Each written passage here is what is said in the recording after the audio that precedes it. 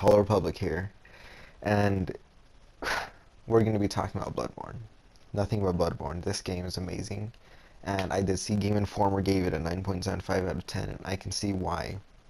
Now, the first part of this video is just going to be mechanics. You know, fighting mechanics, healing and dodging things in that category. So, as we wait for the loading screen, I will begin. So, here we start off in the Central Yarnum, which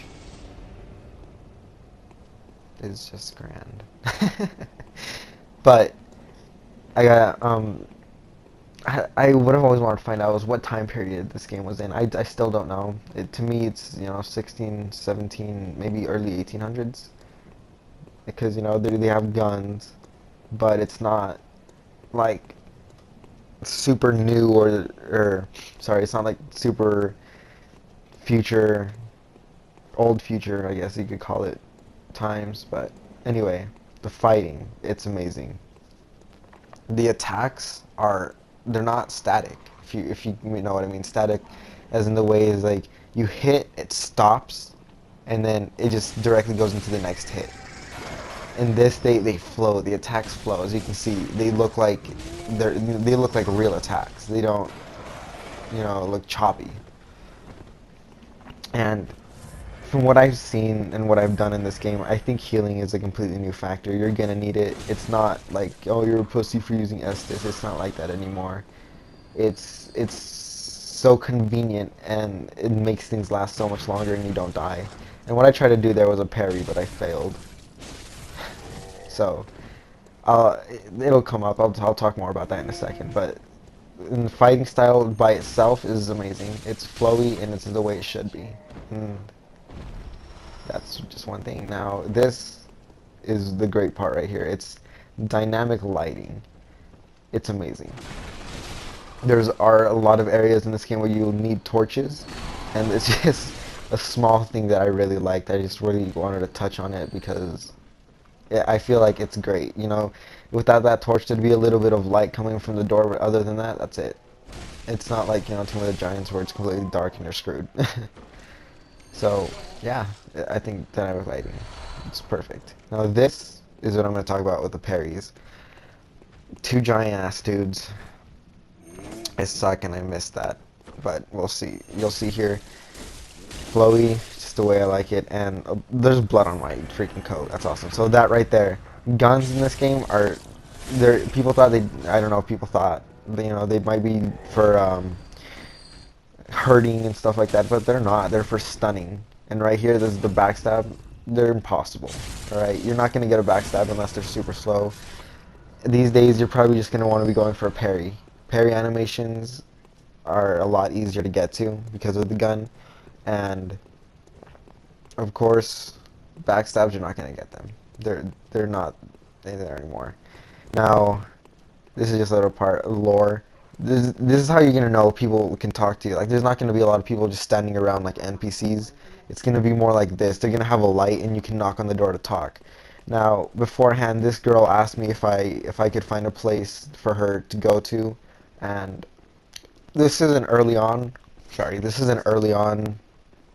Not playthrough, but early on in my first playthrough, because my other stuff got deleted, and so she asked me for a place that's safe because of the hunt. And I always thought it was because we were the hunters, we were hunting, but it's because these things, monsters, are out on the hunt for blood to kill people because they want blood. And it took me a while to understand that, so don't judge me. And here's another here's another thing with the backstabs. That's the only way you're going to get them, sneaking up. Not going to get them any other way. But upgrade materials are now bloodstone shards. It's another thing. There are bloodstone shards. They're not. I thought it was just the same as Dark Souls. Titanite shards and stuff like that. There's not real change on that. They're bloodstone shards. That's the only difference. And I gotta tell you, those guys with guns are so annoying. So instead of freaking dodging bows, you're gonna be dodging guns. It's annoying. And those small guys, believe it or not, turn into these because of the blood. It's tainted. Tainted blood turns them into monsters. I think that's pretty much how it works. So moving on. I don't remember. Oh yeah, this is just because I wanted to show you guys what I mean by they're annoying. They just stand there and they shoot you, and this is also a perfect place to show you. Whenever you get hit, you have a short period of time to gain your health back. You'll see right here. I lost health. I can start hitting him, and I get some health back. Even in the death animations, you get health back. So if you guys ever are about to die, and you kill the thing, just keep on hitting them because you get health back through those animations. I thought that was great. It helps, and in PvP I did do a couple matches. It doesn't make a difference because you guys are wailing at each other. You're just gonna make it last longer, and I think that's great. Longer fights are awesome. So now this part reminds me so much of Resident Evil. I don't know why, but in Resident Evil 4, if any of you guys have played it, there's always giant crowds of people, monsters, the guys with the T-virus, or not the T-virus, but or something like that.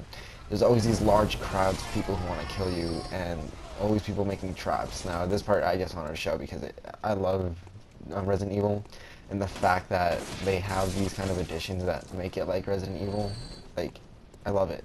It gives you that, it's an RPG game that has a feeling of survival horror. It's not horror. Oh, some parts are.